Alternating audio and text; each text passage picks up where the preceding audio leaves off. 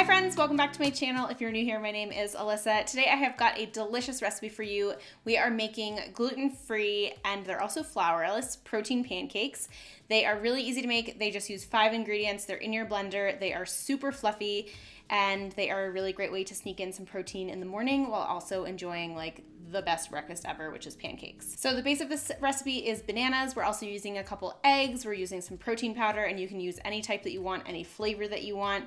And then we all just blend it up with some oats and some baking powder and call it a day. It's so yummy, and I can't wait for you to try them. So if you do want to get this recipe, I've linked it down in the description box for you. There's a full blog post on the blog already that walks you through everything.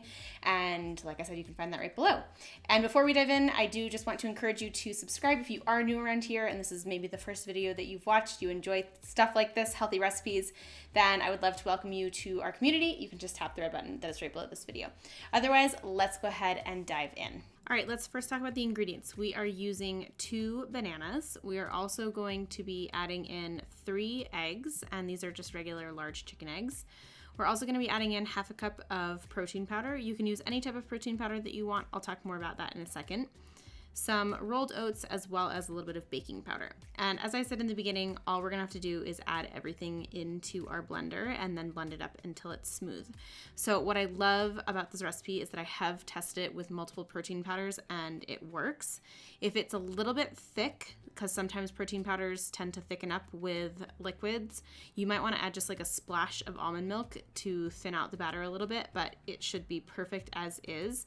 And you also can totally add in a different flavored protein powder if you want. I have detailed everything as well as some of my favorite protein powder recommendations in the blog post, and I'll link some of those down below for you as well. So once you have your protein pancake batter all mixed up, you could actually fold in some berries or chocolate chips if you wanted, but if you're ready to just cook them, just use a large skillet over medium heat, and you can just pour the pancakes directly into the skillet, and you're just going to cook them until small bubbles start to form on the top, and then you can flip them over. And I'm doing a time lapse here so you can see how quickly and fluffy they get once you flip them. They are legit like the fluffiest pancakes ever. They're so good. Once you have your pancakes all cooked up, you could freeze them for meal prep or you could serve them right away. I usually eat about 3 to 4 depending on how hungry I am.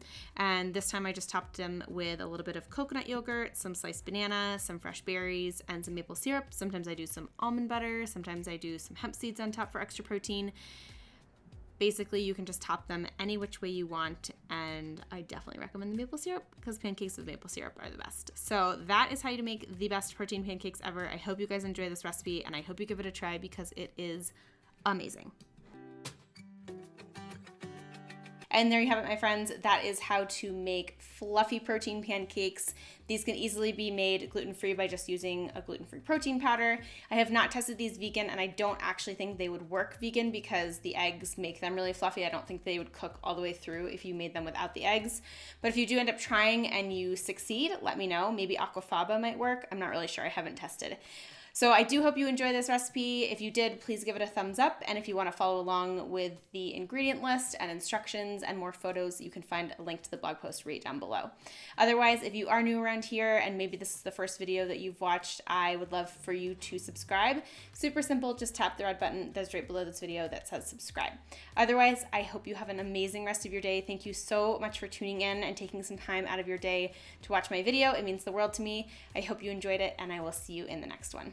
Bye.